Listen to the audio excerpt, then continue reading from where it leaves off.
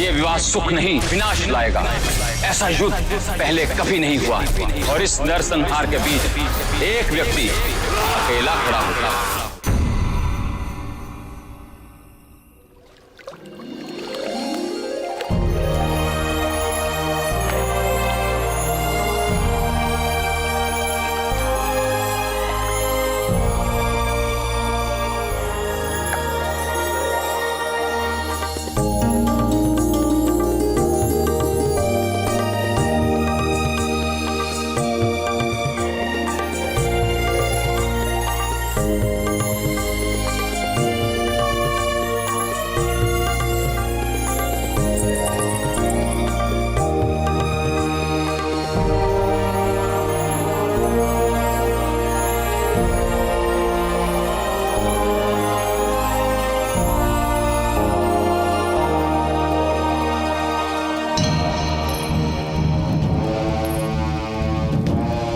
सारी सामग्री रथों पर लाद लो।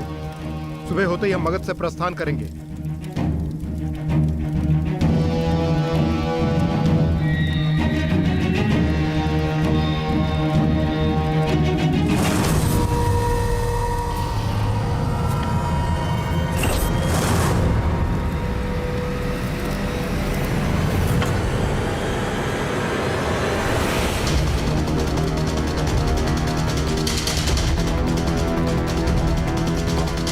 देवी राजकुमार अशोक की अर्धांगिनी धर्म पत्नी है वे मेरी।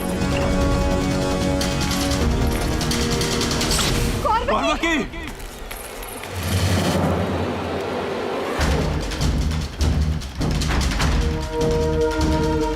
आपने दुर्बल नहीं वीर कन्या को जन्म दिया।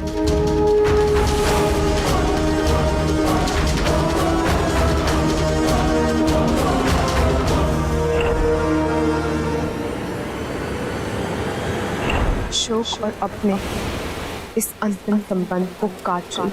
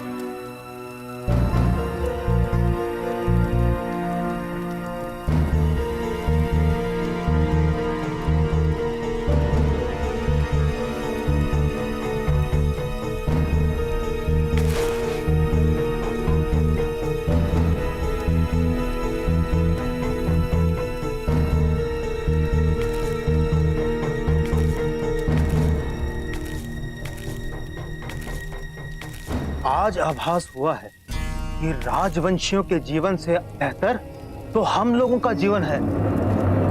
कम से कम हमें अपने जीवन में अपने निर्णय लेने की स्वतंत्रता तो है। मुझे तो दुख इस बात का है कि विवाह का भोज करने को नहीं मिला। अब तो इस मदिरा से ही काम चलाना पड़ेगा।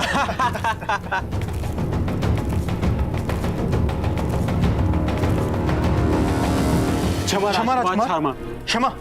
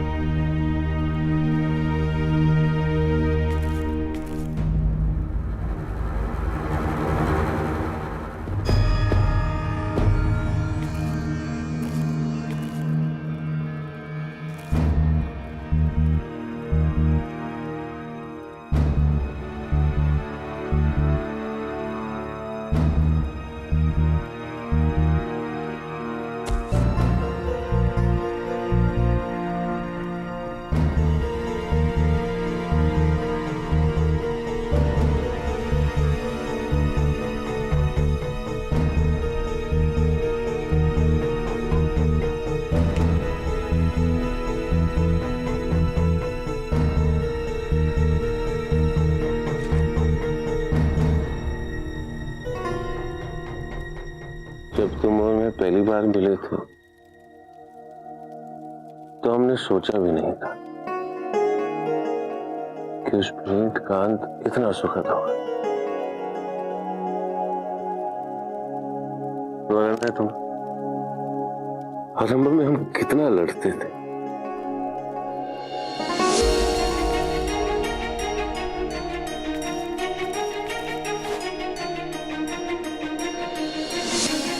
जब तुम और मैं बिछड़े थे तो मुझे विश्वास नहीं था कि हम पुनः मिलेंगे।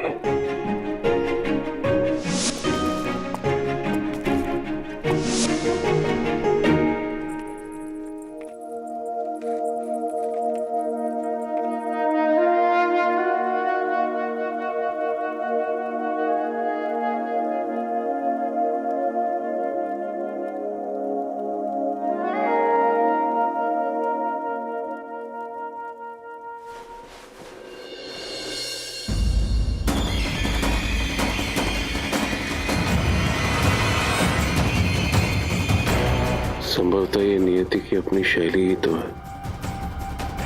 आज अशोक तुम्हें अपना बनाएगा। तुम्ही ने तो कहा था कि अशोक विवाह के पश्चात। देखा, अब तो हमारा विवाह भी हो गया है ना कौरवी?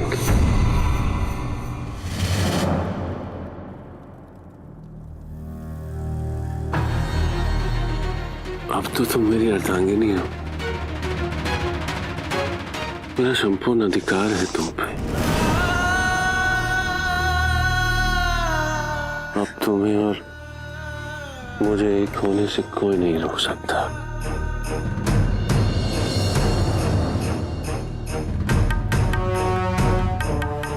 स्वयं तुम भी नहीं करोगे,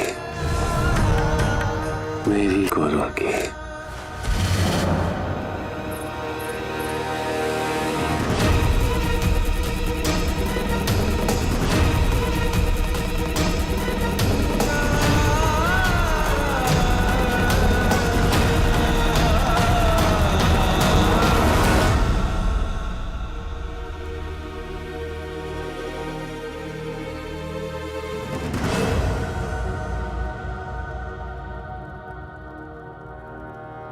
तुम सदा के लिए मेरी, केवल मेरी।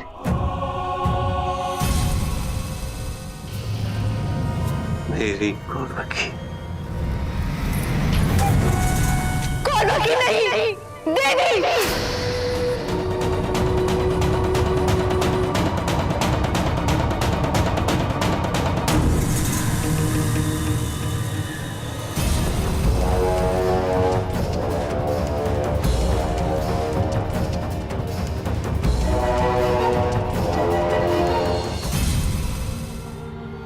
मुझे क्षमा कर दो देवी। जो व्यवहार मैंने तुम्हारे साथ किया,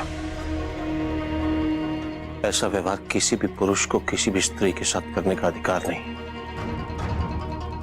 किसी पति को उसकी पत्नी के साथ भी नहीं। मैं तुमसे विनती करता हूं कि मुझे क्षमा करता हूं।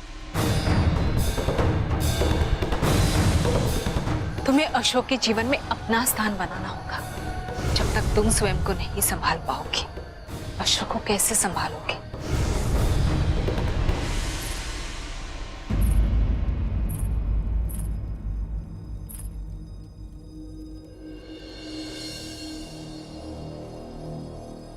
जो अतीत है उसे परिवर्तित नहीं किया जा सकता।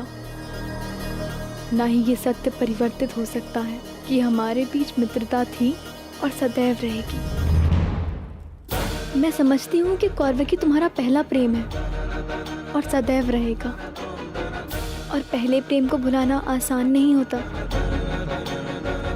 और रही बात इस विवाह की, तो मैं तुमसे पहले भी कह चुकी हूँ, तुम्हें इस विवाह की कोई भी औपचारिकताएं निभाने की आवश्यकता बिल्कुल नहीं है। धन्यवाद देवी।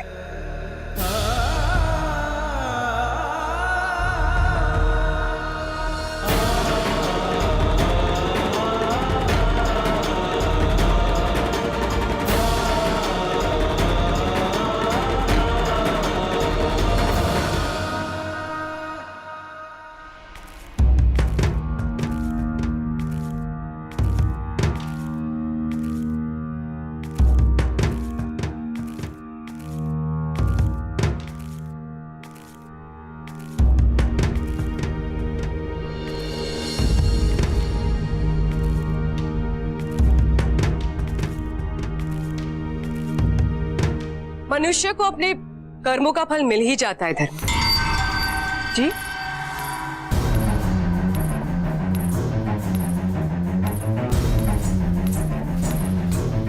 तुम्हें ज्ञात तो होगा ना धर्म कि मुझे अपने पति से कितना प्रेम था और मुझे विश्वास था कि वो भी मुझसे उतना ही प्रेम करेंगे, पर तुम बीच में आ गई और तुमने मेरी बसी बसाई गृहस्थी उजाड़ दिया। जिस प्रेम पर केवल मेरा अधिकार था, मेरा, तुमने वो भी मुझसे छीन लिया। तुमने मुझसे मेरा प्रेम, मेरा स्वप्न, सब कुछ छीन लिया धर्मा। इसका आभास तुम्हें नहीं होगा? जब एक प्रेम करने वाले को प्रेम प्राप्त नहीं होता तो वो एक बार नहीं अनेक बार मरता है। और जो पीड़ा तुमने मुझे दी है, अब उस पीड़ा की अनुभूति तुम्हें होगी। तुम्हारे लाडले पुत्र अशोक की पीड़ा के माध्यम से। वो जिससे प्रेम करता है उससे उसका मिलन कभी नहीं होगा और उसकी तड़प में तड़पोगी तुम। अशोक का विवाह तो मात्र औपचारिकता बनकर ही रह जाएगा। प्रेम भी और दया पे आश्रित एक संबंध। और सबसे आनंददायी बात क्या है तुम जानते हो कि इन सब के पीछे अगर कोई दोषी है तो वो तुम हो। तुमने अपने ही हाथों से अपने पुत्र का जीवन नष्ट कर दिया।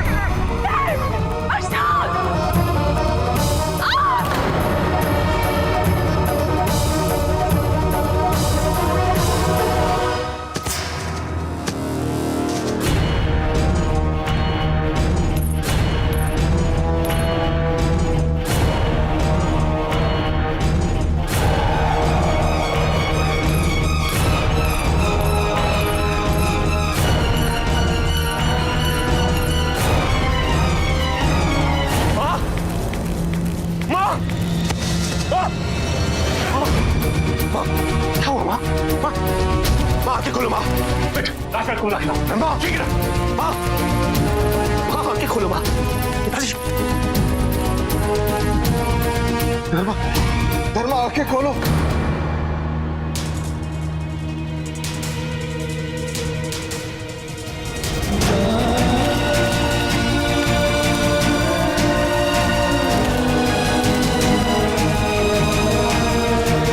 जितनी पीड़ा सम्राट को धर्मा के लिए होती है, क्या उसकी अंश मात्र भी पीड़ा होगी उन्हें मेरी मृत्यु पर? तनाव के कारण चक्कर आ गया था। चिंता की कोई बात नहीं, मुझे आज्ञा दीजिए।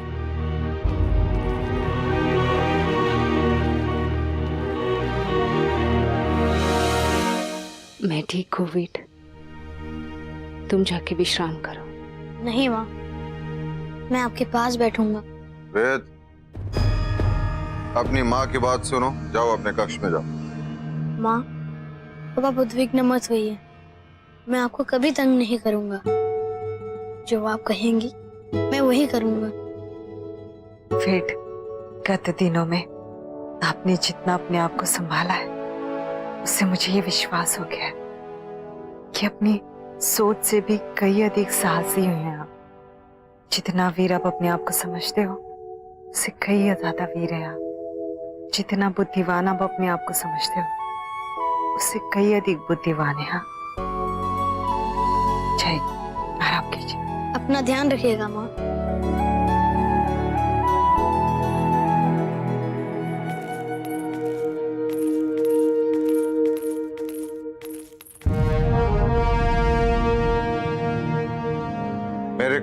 तुम्हें इतना तनाव हुआ? नहीं सम्राट, इसमें आपका कोई दोष नहीं है। यदि कोई दोषी है तो वो मैं हूं। आपके स्थान पर कोई भी पिता होता तो उसकी वही प्रतिक्रिया होती जो आपकी थी। ये तो बस मेरे कर्मों का फल है जो मुझे भुगतना पड़ रहा है। मां, किस कर्म का फल भुगतना होगा आपको?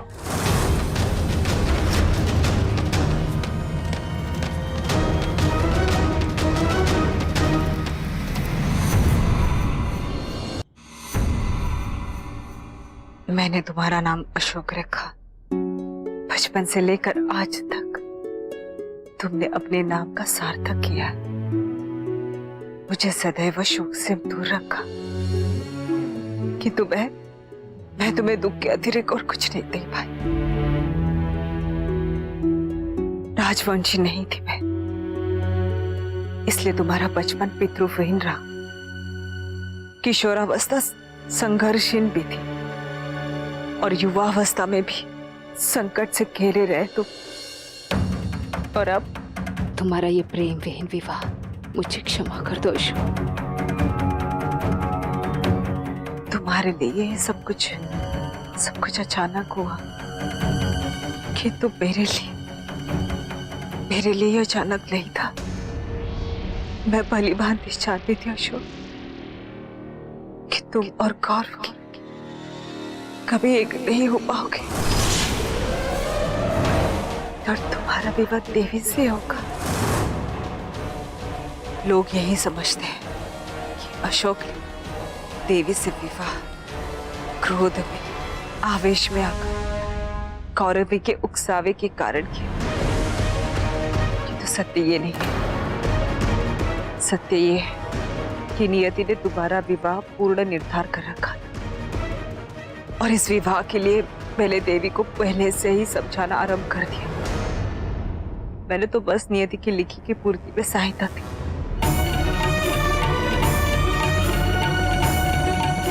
नियति के लिखे की पूर्ति में सहायता की अर्थात? विवाह की तिथि से पूर्व मैं एक साधु से मिली थी। ये विवाह सुख नहीं विनाश लाएगा। यहाँ संग्राम होगा। तुम्हें अशोक के लिए योग्य कन्या मिलेगी और फिर तुम स्वयं इस विवाह को तोड़ दोगी। मुझे नहीं लगता कि कोई भी लड़की कौरवी का स्थान ले सकती है। वो तुम ही हो जिसे अशोक के साथ होना चाहिए।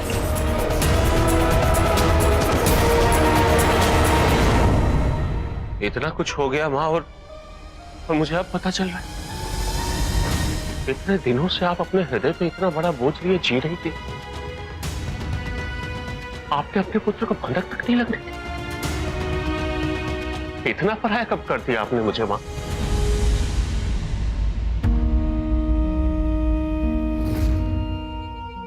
जो होना था वो हो गया माँ। और आप ही ने तो मुझे प्रत्येक कठिनाई का सामना करना सिखाया।